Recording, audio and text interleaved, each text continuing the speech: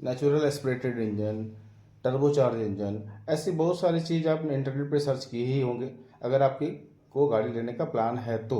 अब आपको लेनी कौन सी चाहिए, मैं इस चीज़ को आपको इसमें क्लियर कर रहा हूँ।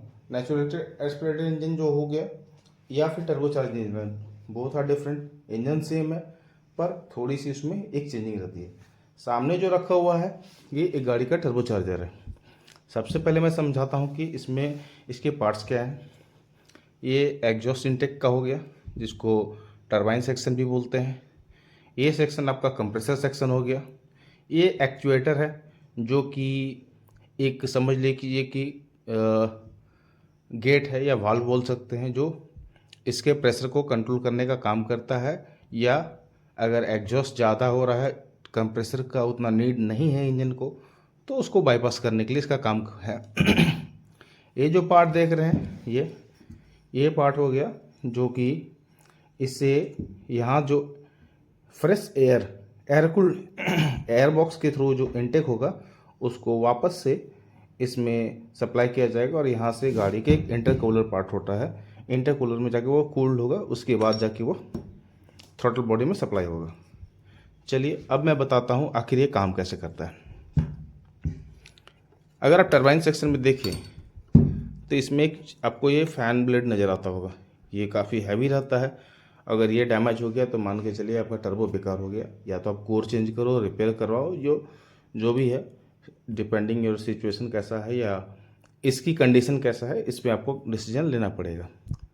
अब ये जो पार्ट आप देख रहे हैं ये पार्ट है इनटेक। गाड़ियों की आप टू व्हीलर यूज़ कर रहे हो या कार यूज़ कर रहे हो, सिंपल से आप टू व्हीलर के इंजन को अगर आप देखना तो उसके हेड से उससे साइलेंसर कनेक्ट है।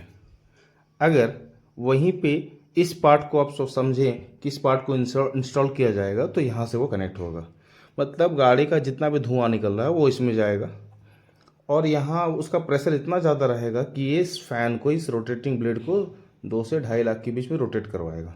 ओके, अब इसके थ्रू ये जो रॉड कनेक्टेड है, जस्ट पीछे आ जाइए जो कि कंप्रेसर सेक्शन में है, वहाँ से इसका काम हो गया कि इसको रोटेट करवाने के बाद सारा गैस यहाँ के थ्रू निकल जाएगा, और ये एक वाल्व है, गेट है। समझ लीजिए कि बहुत ज़्यादा अगर एग्जॉस्ट गैस निकल रहे हैं और कंप्रेसर में उतना का नीड नहीं है तो इसको बाईपास करने के लिए इसको दिया गया है।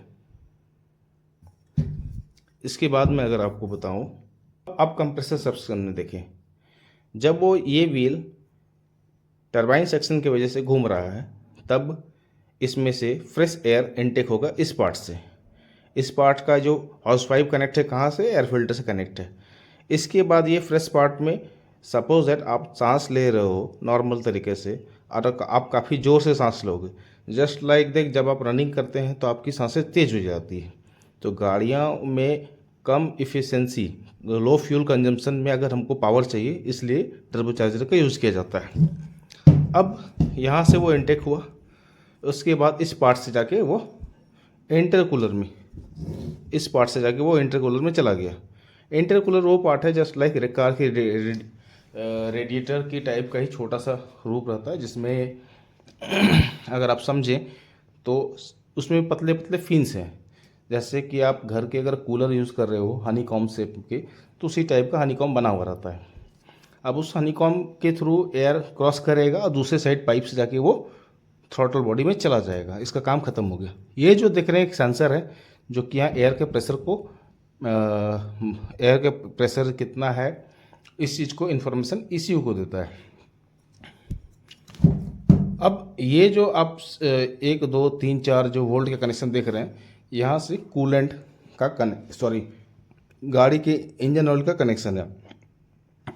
रीज़न इसलिए है क्योंकि एग्जॉस्ट गैस इसमें से जाने के बाद इसका टेम्परेचर बहुत ही ज़्यादा हो जाता है, और इसका टेम्परेचर या इसका जो आपको बेयरिंग्स हैं वो ख़राब ना हो, इसके लिए इसमें चाहिए कि इसमें लुब्रिकेशन का ऑप्शन हो। वो लुब्रिकेशन का जो आप देख रहे हैं, जैसे कि इसमें ऑयल भी लगा हुआ है, वो इंजन से ही कनेक्टेड रहता है। तो इस तरह से आप समझ सकते हैं कि किसी भी गाड़ी में अगर टर्बोचार्ज इंजन है तो उसमें बेनिफिट क्या है। टर्बोचार्ज इंजन के फ़ायदे भी हैं, कुछ नुकसान भी हैं। फ़ायदे ये हैं कि टर्बोचार्ज इंजन है तो उसमें आपको परफॉर्मेंस अल्टीमेट मिलेगा, माइलेज पेट्रोल या डीजल में जिसमें भी गाड़ी में लगा हुआ उसमें माइलेज अच्छा मिलेगा। कुछ नेगेटिव पॉइंट्स भी हैं, जैसे कि इसमें आपको वियर एंड टीयर मेंटेनेंस बढ़ते हैं, जो कि नेचुरल एस्पिरेटेड इंजन में थोड़े से कम है। पर नेचुरल एस्पिरेटेड इंजन को अगर आप टर्बो चार्ज इंजन के साथ कंपेयर करें तो बोथ आर डिफरेंट, दोनों की कैपेसिटी काफ़ी ज़्यादा अंतर रहती है। तो एक छोटा सा इन्फॉर्मेशन मैं आपके साथ शेयर कर रहा हूँ। वीडियो अच्छा लगा तो लाइक करें। Thank you.